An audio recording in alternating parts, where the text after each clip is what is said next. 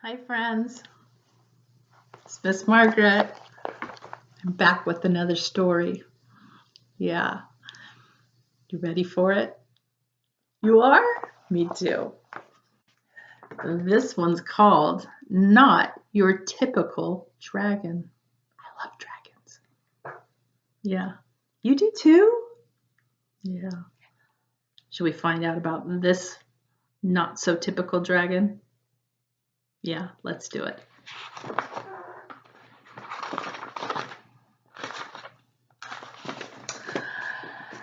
Crispin Blaze was born into a proud family of fire-breathing dragons. Every blaze breathes fire, explained his father. I breathe fire.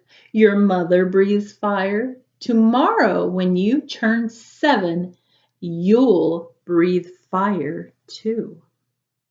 Hmm.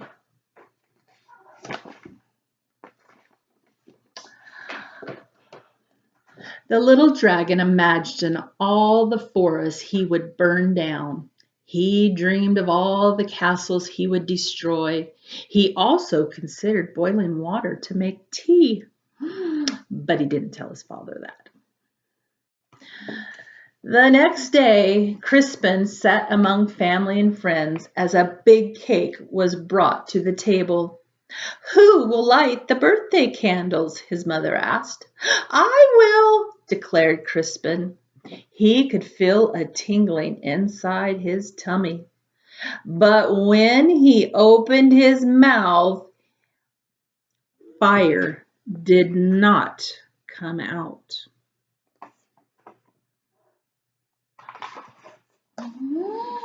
Whipped cream came out. Oh my goodness, Crispin, shouted his father.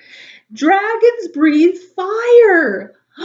What will the neighbors think? Worried his mother. I love whipped cream, said his little sister Ashley. The little dragon was whisked off to the doctor the very next day. Please fix my son, demanded Crispin's father. What seems to be the problem? Asked the doctor. Crispin opened his mouth and breathed, but fire did not come out.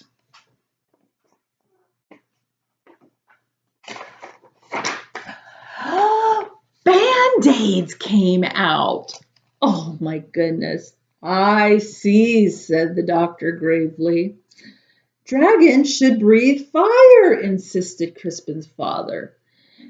We were low on band-aids, mumbled the nurse. The doctor sent Crispin home with medicine. He swallowed 2 teaspoons before going to school.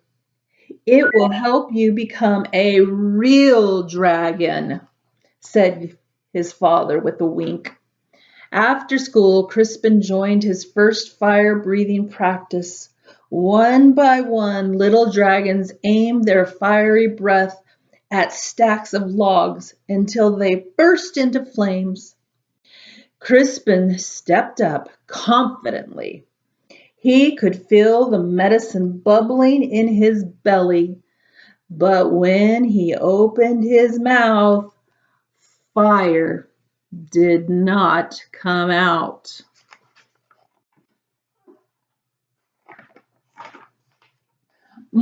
Marshmallows came out.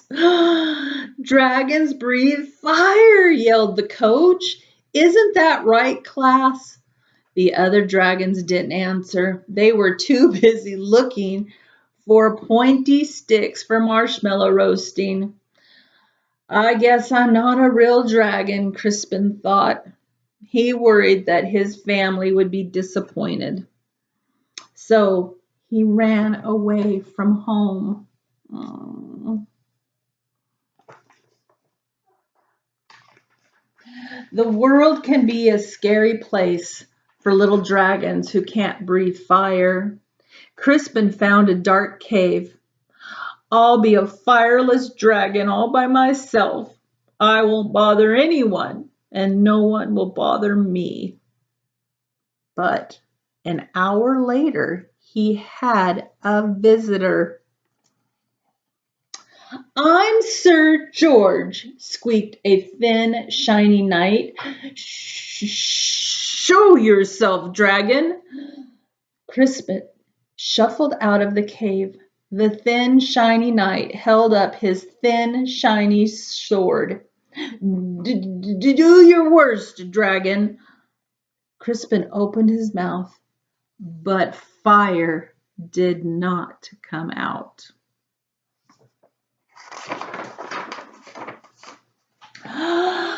Soap bubbles came out. "Don't you breathe fire, dragon?" Crispin shook his head. "I can't." Sir George moaned. "But my father insists that I fight a fire-breathing dragon. It even says here in my book that your typical dragon breathes fire." "I'm not your typical dragon," Crispin explained. Sir George sighed. "I can't go home." "Me neither," Crispin nodded. But when he had an idea, "Maybe your book could tell us what to do."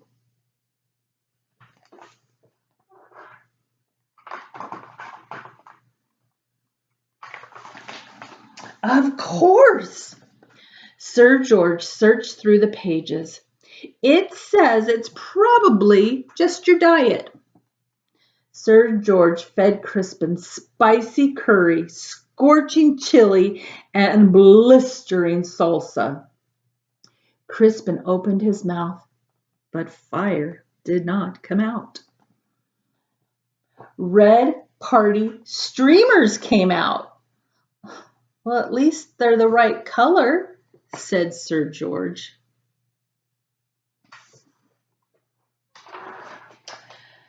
Sir George searched through the book again. "Aha!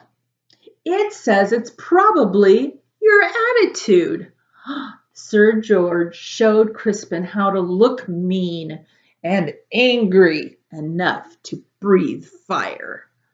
Crispin opened his mouth, but fire did not come out. Soft, cuddly teddy bears came out. Said Sir George. "We may have taken a step backwards." "It's no use," Crispin sighed. "I'm just not your typical dragon."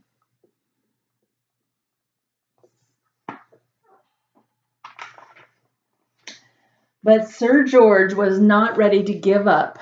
"Aha! The book says you're stressed."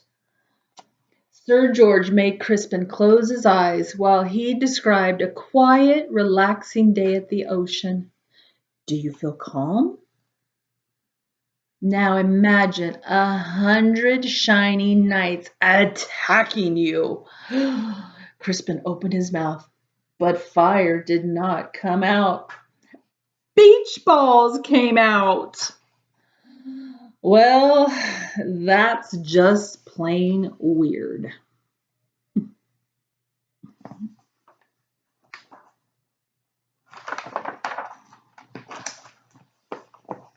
Secretly, Sir George was glad that Crispin couldn't breathe fire. He liked the little dragon, and he didn't want to fight him. Crispin liked the shiny knight, too, but he missed his parents. "Sir George, it's getting dark, and I want to go home." The shiny knight patted him on the back. "Don't worry, little dragon. I will take you." Crispin's parents were relieved when he arrived home safely. Sir George was about to say goodbye when they heard a shout. "There you are, boy! Why on earth are you playing with fire-breathing dragons?" "He's my friend, Father," whispered Sir George. "And besides, he doesn't breathe fire."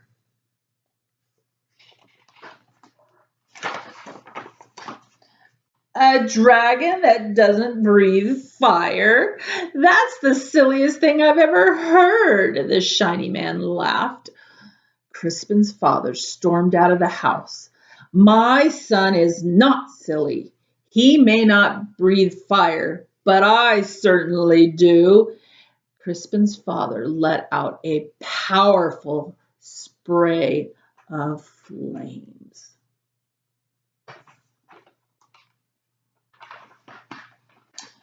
Do your worst, dragon, declared the shiny man. But when the flames scorched the lawn, that's enough, honey, said Crispin's mother. The flames singed the fence. You've made your point, dear. Now stop showing off, she scolded. Then the flames ignited the roof. Crispin's father panicked. I can't stop breathing fire. You'll burn down our house, cried his mother. You'll burn down the whole neighborhood. Dragons came running from all directions.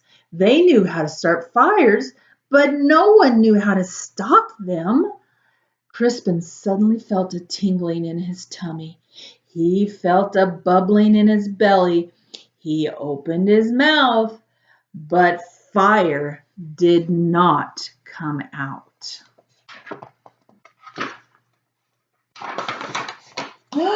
A gush of water shot out. Crispin aimed the water at his father's flames. He saved his home, and he even saved the shiny man who wasn't looking so shiny anymore. Hooray for Crispin! Everyone cried. On Crispin's next birthday, there was a big party. Family and friends came from all over the land. Sir George and his family came too. Lots of dragons were dancing. Crispin stood with his mouth wide open. Fire still did not come out. Music came out instead. Your son, said an old uncle to Crispin's father. He's not your typical dragon, is he? No, replied Crispin's father proudly. My son is something special. And then he jumped up and danced to Crispin's music too. That's not your typical dragon. You know what I loved about this story, friends? Sometimes people want us to be like everybody else, and we're not. We're each special in our own way. And our little friend Crispin was special in his own way. He didn't have to breathe fire. He got to breathe whatever was in his head. Yeah, and out it came. And he was special, and his family and his friends loved him. And so, like our friend Crispin the dragon, you keep being special. You keep being you. You don't have to be like everybody else. You're wonderful. And Miss Margaret loves you. Yep, just the way you are. Like your family and your friends and your teachers. Yep, you're wonderful. You keep being wonderful, okay? I love you, friends. Be good. Make good choices, okay? Be good to mom and dad. Be good to your teachers. I love you. Until next time. Bye, friends.